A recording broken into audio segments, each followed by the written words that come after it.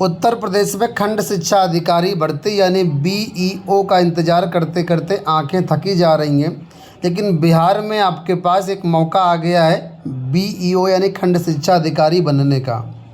बस पद वहाँ पर अलग है, काम वही है। आप शिक्षा पदाधिकारी बनेंगे बिहार में, और ये भर्ती लोक सेवा आयोग के माध्यम से हो रही है, तो पूरी ट्रांसपेरेंसी रहेगी भर्ती में।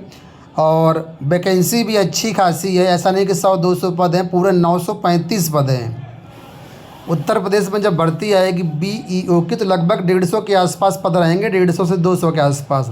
लेकिन यहाँ पर 935 पदों पर भर्तियाँ आई हुई हैं। और सबसे अच्छी बात दोस्तों ये है कि इसमें ना तो आपको बीएड की ज़रूरत है और ना ही टेट सीटेट की ज़रूरत है।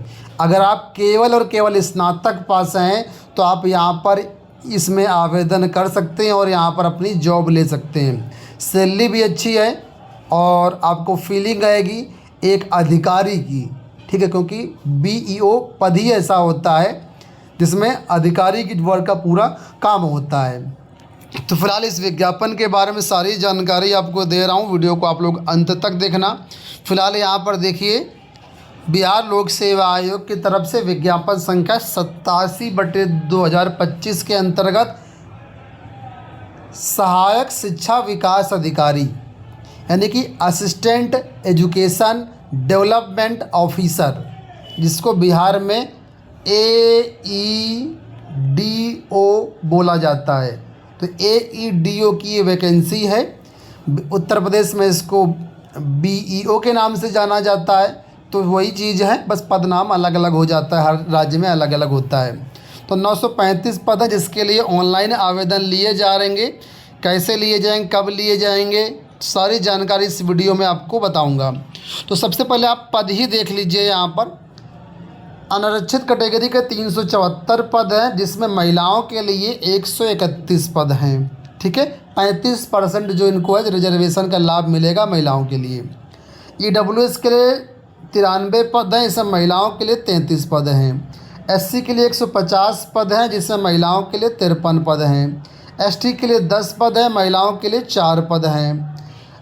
अत्यंत पिछड़ा वर्ग के लिए 168 है, जिसमें महिलाओं के लिए 59 है।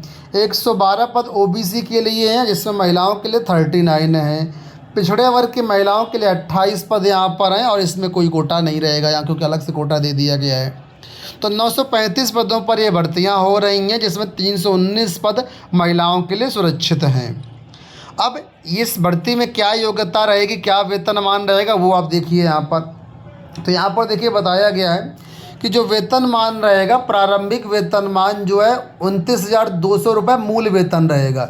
ये बेसिक पे है, इसके ऊपर महंगाई भत्ता जो करीब इस समय 58% के आसपास चल रहा है, ये महंगाई भत्ता आपको मिलेगा। इसके बाद जो भी राज्य सरकार द्वारा समय समय पर वेतन पुनरीक्षित किया जाएगा, ठीक है, वो आपको मिलता रहेगा। तो वेतन भत्ते अलग से मिलेगा। तो कुल मिलाकर के सैलरी अच्छी खासी यहाँ पर आपको मिलने वाली है।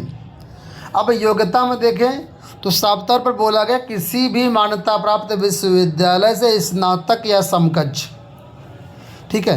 तो आपने BA किया है, BSc किया है, BCom किया है, BTech किया है, BBA किया हुआ है, या कोई भी अन्य कोर्स किया हुआ है जो स्नातक के समकक्ष है, तो यहाँ पर आप फॉर्म भर सकते हैं। कोई भी BEd टेट सीटेट की ज़रूरत नहीं है, केवल स्नातक के आधार पर यहाँ पर आप शिक्षा पदाधिकारी बनने जा रहे हैं। उम्र की बात करें तो 1 अगस्त 2025 से आपकी एज काउंट की जाएगी, जिसमें न्यूनतम वर्ष जो एज है 21 वर्ष है, अधिकतम एज यहाँ पर 37 रखी गई है। तो 37 साल अधिकतम एज है। और यहाँ पर जो रिजर्वेशन मिलेगा वो बिहार के अभ्यर्थियों को मिलेगा, तो उनको ऊपरी आयु सीमा में भी छूट मिलेगी। जैसे कि यहाँ बोला गया है पिछड़ा वर्ग हैं या अत्यंत पिछड़ा वर्ग हैं या अनारक्षित महिला हैं, इनको 40 वर्ष तक आवेदन कर सकते हैं ये लोग। SC ST पुरुष महिला जनजाति को यहाँ पर 42 वर्ष तक का ऊपरी आयु सीमा में छूट मिल जाएगा, ठीक है। तो ये चीज़ें हैं। अब यहाँ पर देखिए बताया गया है कि बाकी चीज़ें क्या है, चयन प्रक्रिया कैसे होगी। तो यहाँ पर देखिए बताया गया है चयन प्रक्रिया कि इसमें आपका इंटरव्यू नहीं लिया जाएगा, तो केवल लिखित परीक्षा के आधार पर ये भर्ती है। कोई भी यहाँ पर आपका इंटरव्यू नहीं है, ठीक है, रिटर्न एग्ज़ाम क्वालिफाई करेंगे, आप सीधा यहाँ पर बन जाएंगे शिक्षक पदाधिकारी। तो इसमें देखिए बोला गया है कि विज्ञापित पदों के विरुद्ध नियुक्ति हेतु सुयोग्य उम्मीदवारों के चयन के लिए लिखित परीक्षा वस्तुनिष्ठ का आयोजन किया जाएगा, इंटरव्यू नहीं लिया जाएगा, और उसके आधार पर यहाँ पर आपका चयन होना है। इस लिखित परीक्षा में जो मिनिमम क्वालिफाइंग अंक रखा गया वो यहाँ पर देखिए बताया गया है कि लिखित परीक्षा में शामिल सामान्य वर्ग के अभ्यर्थियों के लिए जो क्वालिफाइंग अंक है वो नॉर्मली यहाँ पर 40% रहेगा, पिछड़ा वर्ग के उम्मीदवारों के लिए 36.5% है, और बाकी रिजर्व कैटेगरी को अलग अलग यहाँ पर है, महिलाओं के लिए और दिव्यांग छात्रों के लिए 32% है। तो अनरिजर्व के लिए 40% मिनिमम पास मार्किंग यहाँ पर रहेगी। अब यहाँ पर देखिए नीचे परीक्षा पैटर्न के बारे में सारी जानकारी यहाँ पर इस टेबल में दे दी गई है। तो सबसे पहले देखिए बताया गया है कि यहाँ पर कुल मिलाकर के आपके 3 पेपर होंगे। पहला पेपर ये है, ये जो पेपर आपको हाईलाइट किया है मैंने, ये केवल क्वालिफाइंग पेपर होगा, इसमें सिर्फ पास होना ज़रूरी है, इसके मार्क्स मेरिट में नहीं जोड़े जाएंगे। तो जो पहला पेपर होगा इसमें भाग फर्स्ट में सामान्य अंग्रेजी के 30 प्रश्न होंगे और भाग 2 में सामान्य हिंदी के 70 प्रश्न होंगे। ऑब्जेक्टिव टाइप का पेपर होगा, 100 प्रश्न टोटल आपके परीक्षा में आएंगे, 2 घंटे का समय मिलेगा, ठीक है, और 100 नंबर का पेपर होगा। इस पेपर में यानी कि पहला पेपर जो आपका होगा इसमें पास होने के लिए 30% मार्क्स कम से कम आपको लाना ज़रूरी है। 30% का मतलब हो गया कि अंग्रेजी में भी 30 में से 10 अंक कम से कम लाना ज़रूरी है आपको, ठीक है। और भाग 2 जो 70 प्रश्न का होगा तो 70 में कम से कम 23 नंबर आपका लाना ज़रूरी है, यानी अलग अलग दोनों में पास होना ज़रूरी है। अगर आप इस पहले सामान्य भाषा के पेपर में पास नहीं होंगे तो आगे सामान्य अध्ययन का और जो सामान्य योग्यता का दूसरा तीसरा पेपर है वो कितना भी आपने अच्छा किया हो वो आपका जांचा ही नहीं जाएगा। तो इतनी बात समझ में आई। पहला पेपर मैंने बताया आपको। दूसरा पेपर जो होगा यहाँ पर वो सामान्य अध्ययन का होगा जिसमें मल्टीपल चॉइस क्वेश्चन होंगे, 100 क्वेश्चन होंगे, 2 घंटे का समय मिलेगा, 100 नंबर का ये पेपर होगा। तीसरा पेपर सामान्य योग्यता यानी जनरल एप्टीट्यूड का होगा, ये भी मल्टीपल चॉइस क्वेश्चन होंगे, 100 प्रश्न होंगे, 2 घंटे का समय मिलेगा और 100 नंबर होगा। तो मेरिट जो बनेगी, मेरिट आपकी बनेगी इन 200 नंबर के हिसाब से, और इन दोनों में आपको कम से कम 40% मार्क्स मिनिमम लाना है पास होने के लिए। 40% से कम होगा तो चयन ही नहीं होगा, आप बाहर कर दिए जाएंगे पहले ही।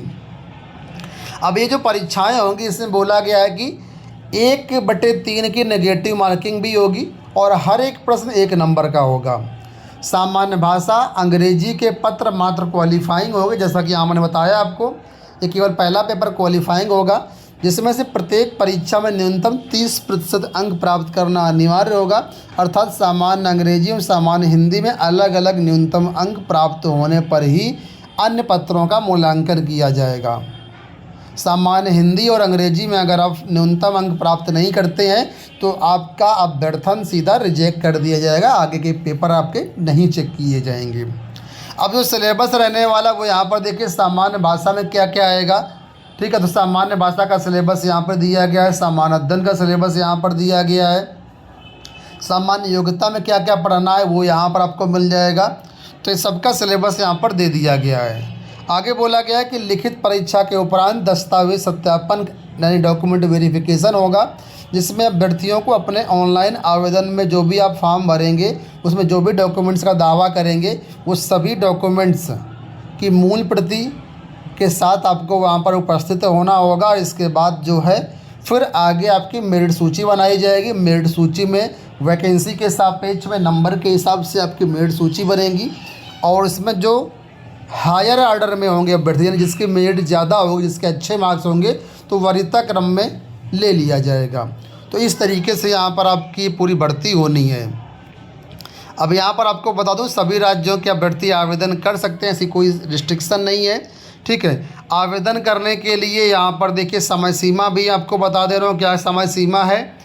तो फिलहाल यहाँ पर नोटिफिकेशन नीचे की तरफ आते हैं तो यहाँ पर समय सीमा दे दी गई है। 27 अगस्त 2025 से आपका आवेदन शुरू होंगे और 26 सितंबर 2025 तक यहाँ पर आपको फॉर्म भरने का मौका है, लास्ट डेट है। तो देर ना करते हुए आप इसमें आवेदन कर दीजिएगा। ठीक है, बाकी कोई क्वेरी होती है तो आप लोग कमेंट बॉक्स से पूछ लेना। आवेदन करने के लिए यहाँ पर देखिए बीपीएससी की जो वेबसाइट है www.bpsc.bihar.gov.in, यहाँ पर जाकर के आवेदन कर सकते हैं और नोटिफिकेशन आपको हमारे टेलीग्राम पर मिल जाएगा। डिस्क्रिप्शन बॉक्स में टेलीग्राम चैनल का लिंक दिया, अगर आपने नहीं ज्वाइन किया ज्वाइन कर लीजिए। इस वीडियो में फिलहाल इतना ही, धन्यवाद।